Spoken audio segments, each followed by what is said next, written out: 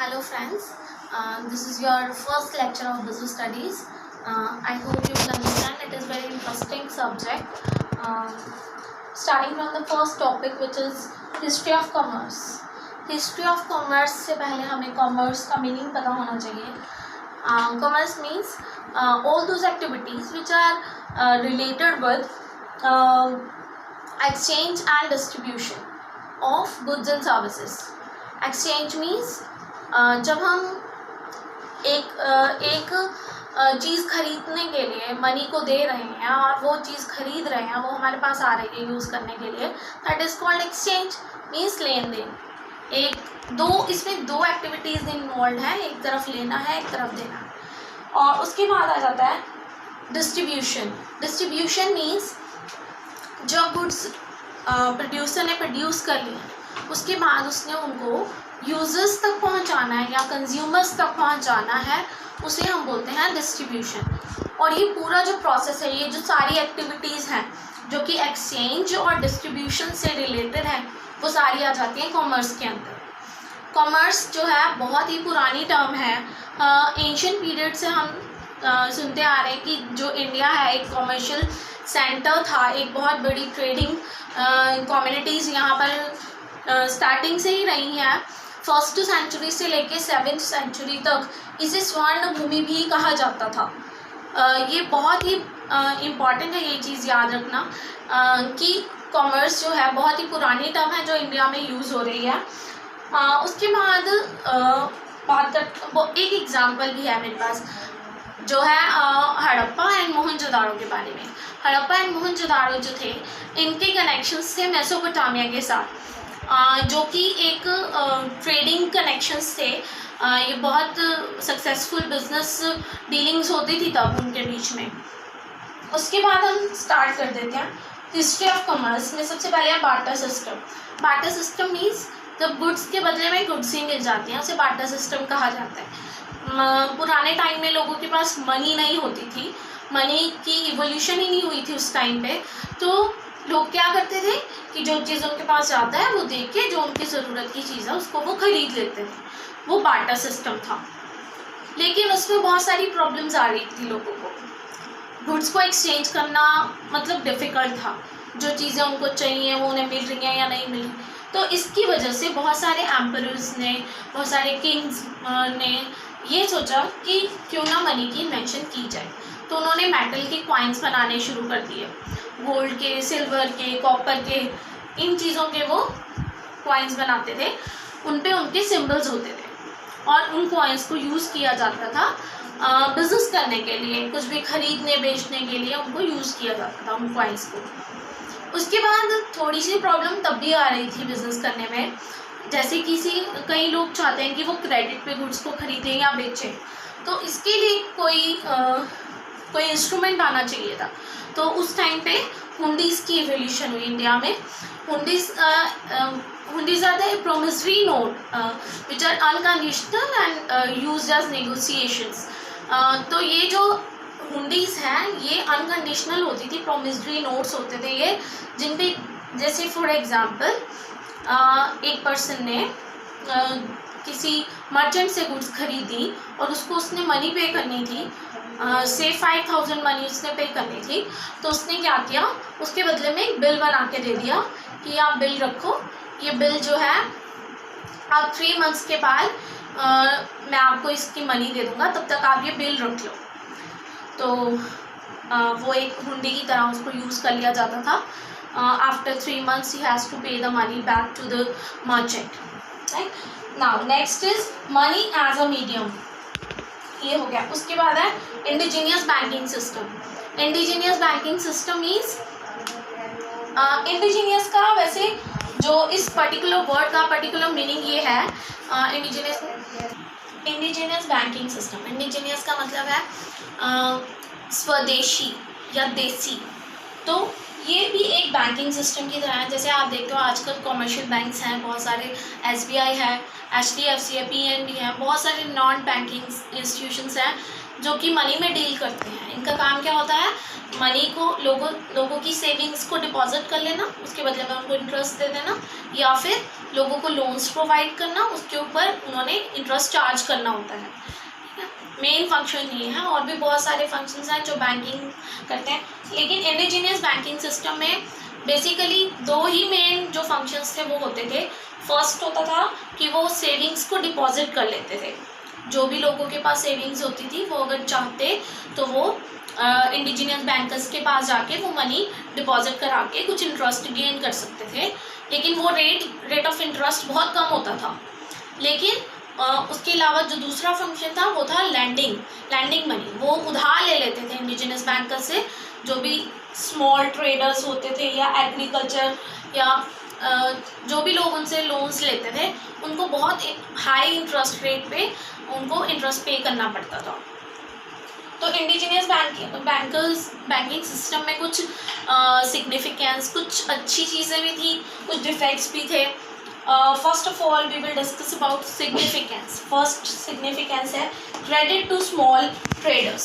Small traders को वो credit provide करते थे, छोटे छोटे बिजनेसमैन, छोटे छोटे मर्चेंट्स को वो लोन प्रोवाइड करते थे ताकि वो बिजनेस एक्टिविटीज़ को कर सकें। और दूसरी उसके बाद है क्रेडिट टू एग्रीकल्चर। एग्रीकल्चर के लिए फार्मर्स को, पीजेंट्स को लोन प्रोवाइड करते थे इंडिजिनस बैंकर्स। वो उनको लोन प्रोवाइड करके उनकी हेल्प करते थे, जैसे सीड्स खरीदनी है उन्होंने या फार्मिंग के लिए कुछ टूल्स खरीदने हैं, तो उस चीज़ के लिए हेल्प हो जाती थी उनको। लास्ट है लॉन्ग टर्म लोन्स भी प्रोवाइड करते थे। जैसे फार्मर्स ने बहुत बड़ी बड़ी लैंड्स खरीदनी है फार्मिंग के लिए, या फिर बहुत लार्ज स्केल पे कोई बिजनेस करना है, प्रोडक्शन यूनिट लगानी है, उसके लिए भी लोन प्रोवाइड करते थे indigenous bankings. Even today we can see these indigenous banking systems. इसमें कई बार सिर्फ एक ही आदमी होता था और कई बार पूरा ग्रुप होता था जो मिल के ये बैंकिंग सिस्टम को चला रहा होता था। उसके बाद है कुछ डिफेक्ट। पहला तो सबसे बड़ा डिफेक्ट था हाई इंटरेस्ट रेट। जो भी इंडिजिनियस बैंकिंग सिस्टम्स थे इनमें रेट ऑफ इंटरेस्ट बहुत ही हाई था। इनका रेट ऑफ इंटरेस्ट इतना होता था, कई बार लोगों ने 10,000 दिए हैं और पूरा साल EMIs इंस्टॉलमेंट्स पे करने के बाद भी उनकी अमाउंट, जो प्रिंसिपल अमाउंट थी, उतनी की उतनी ही रहती थी, यानी डबल ट्रिपल, कई बार इससे भी ज़्यादा लोगों को पे ऑफ करना पड़ता था। उसके बाद है second defect, system of accounts. तो इंडिजिनियस बैंकर्स जो थे वो उनका जो अकाउंट्स मेंटेन करते थे वो खुद से ही उन्होंने अपने अकाउंट्स बनाने होते थे, तो उसमें वो कई बार बहुत सारे डिफेक्ट्स होते थे, क्योंकि उन्होंने कभी भी अपने अकाउंट्स ऑडिट नहीं करवाने होते थे, ना ही उन्होंने अपने अकाउंट्स कभी पब्लिश कराने होते थे। ऑडिट का मतलब है कि उन्होंने अपने अकाउंट्स का कभी भी निरीक्षण नहीं करवाना होता था किसी से, और पब्लिश का मतलब है कि उन्होंने लोगों तक अपने अकाउंट शो नहीं करने होते थे किसी को। नेक्स्ट है फ्रॉड। तो ज़्यादातर इंडिजिनियस बैंकिंग सिस्टम्स में फ्रॉड हुआ करते थे उस टाइम में। एंशिएंट टाइम में जो भी इंडिजिनियस बैंकर्स होते थे उनकी कोशिश होती थी कि लोगों के ऊपर ज़्यादा से ज़्यादा लोगों से मनी निकाल ली जाए, उनके साथ फ्रॉड्स के चांसेस ज़्यादा होते थे। और लास्ट है ओल्ड मेथड्स। जो इंडिजिनियस बैंकिंग सिस्टम से ये बहुत ही पुराने ढंग से अपना बिजनेस करते थे, उनके मेथड्स बहुत ही पुराने थे, इवन उनके अकाउंट्स मेंटेन करने के मेथड्स भी बहुत ही पुराने थे। Next topic in history of commerce is rise of intermediaries. उस टाइम पे बिजनेस बहुत ज़्यादा जो है फ्लॉरिश हो रहे थे, बहुत ज़्यादा एक्सपैंड हो रहे थे, तो उस टाइम पीरियड में राइज ऑफ इंटरमीडियरीज आए। जैसे वो 2 तरह के थे, फाइनेंशियल इंटरमीडियरीज और ट्रेडिंग इंटरमीडियरीज। जो फाइनेंशियल इंटरमीडियरीज थे उनका काम था लोगों को फाइनेंस प्रोवाइड करना। वो बैंकिंग इंस्टीट्यूशंस भी हो सकते थे, वो कोई इंश्योरेंस कंपनी भी हो सकती थी जिसके पास फंड्स अवेलेबल हों, कोई ब्रोकर भी हो सकते थे, नॉन बैंकिंग इंस्टीट्यूशंस भी हो सकते थे। बहुत सारी ऐसी चीज़ें जैसे आपने सुना होगा कि एक रेकरिंग डिपॉजिट्स हम बैंक में करवा लेते हैं। उसमें क्या होता है कि हमने मंथली इंस्टॉलमेंट पे करनी होती है, एक फिक्स्ड अमाउंट पे करनी होती है जिसके ऊपर हाई इंटरेस्ट हमें मिलता है। तो ऐसे फाइनेंशियल इंटरमीडियरीज थे जो लोगों की सेविंग्स को रेगुलेट करते थे, लोगों को फंड्स प्रोवाइड भी करते थे, उनके डिपॉजिट्स भी रखते थे और उनको इंटरेस्ट देते भी थे, उनसे इंटरेस्ट लेते भी थे। और दूसरा है ट्रेडिंग इंटरमीडियरीज। ये होते हैं जब हमने किसी गुड्स को एक डिस्ट्रीब्यूट करना है, जो प्रोड्यूसर ने गुड्स प्रोड्यूस किए हैं उनको हमने कंज्यूमर्स तक पहुंचाना है, तो उसके बीच में जो सारे आते हैं agents, brokers, distributors, wholesaler, retailers, ये सारे डिस्ट्रीब्यूटर्स हैं या कह सकते हैं आप इंटरमीडियरीज हैं, ट्रेडिंग इंटरमीडियरीज। फर्स्ट है एजेंट्स या ब्रोकर्स। ये क्या करते हैं कि रिड्यूसर्स से कुछ कमीशन लेके उसकी गुड्स को बेच देते हैं आगे और उसमें से कमीशन चार्ज कर लेते हैं। और उसके बाद है डिस्ट्रीब्यूटर्स। डिस्ट्रीब्यूटर्स बहुत ही बड़े एरिया में गुड्स की सेल परचेज को रेगुलेट करते हैं, जैसे नॉर्थ जोन है, साउथ जोन है या ईस्ट जोन है, इस तरह से। उसके बाद है होलसेलर्स। जैसे नाम से ही पता चल रहा है, होलसेलर क्या करते हैं, बहुत लार्ज क्वांटिटी जो है वो परचेज कर लेते हैं गुड्स की, उनको स्टोर कर लेते हैं और जितनी रिक्वायरमेंट रिटेलर को है उतनी रिटेलर्स को प्रोवाइड कर देते हैं। ठीक है, तो ये डिस्ट्रीब्यूटर्स ही हैं एक तरह से। लास्ट है रिटेलर। रिटेलर जैसे हमारे स्मॉल शॉपकीपर्स हैं, लोग क्या करते हैं, गुड्स जो है कंज्यूमर जो है एक्चुअली गुड्स रिटेलर से ही खरीदता है, यानी कि इनका जो है डायरेक्ट इंटरेक्शन होता है रिटेलर का और कंज्यूमर का। फॉर एग्जांपल अगर आपने एक लैपटॉप परचेज करना है तो आप कभी भी एक प्रोड्यूसर के पास नहीं जाओगे, आप रिटेलर के पास जाओगे और वो लैपटॉप प्रोड्यूसर से किसके पास जाएगा, पहले एजेंट या ब्रोकर के पास, डिस्ट्रीब्यूटर के पास, फिर होलसेलर के पास, उसके बाद लास्ट में रिटेलर के पास। रिटेलर से आप परचेज करोगे लैपटॉप को। ठीक है, नेक्स्ट है ट्रांसपोर्ट।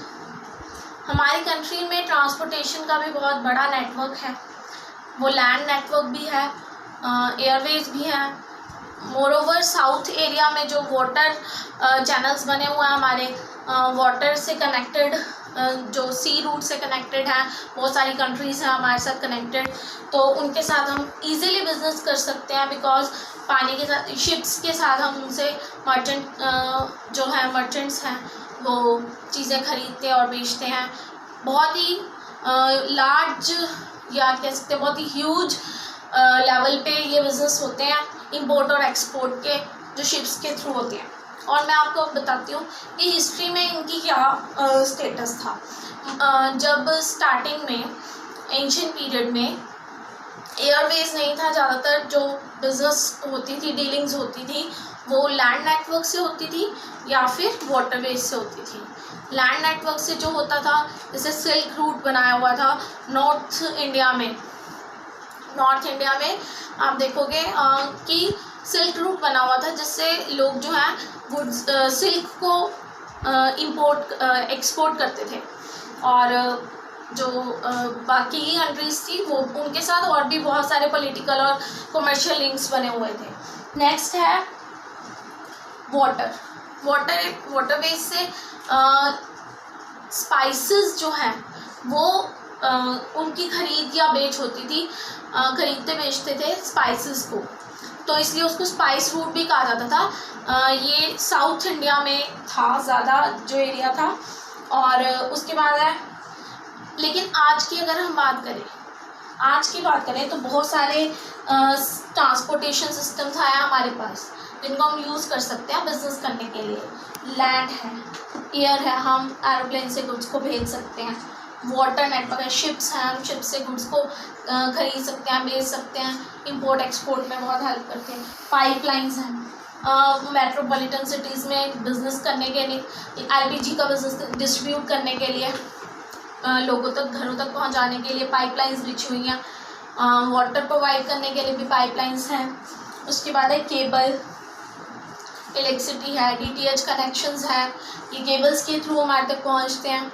स्पेस है, स्पेस से भी हमारी कुछ इंफॉर्मेशन हम फैच कर सकते हैं जो हमें चाहिए। तो इस तरह से ये बहुत सारे सिस्टम्स हैं जो हमारे को हेल्पफुल हैं। तो ये हिस्ट्री ऑफ कॉमर्स का फर्स्ट पार्ट था। इसमें अभी कुछ टॉपिक्स रहते हैं, वो नेक्स्ट वीडियो में आपके साथ शेयर करूँगी। I hope you understand. Thank you.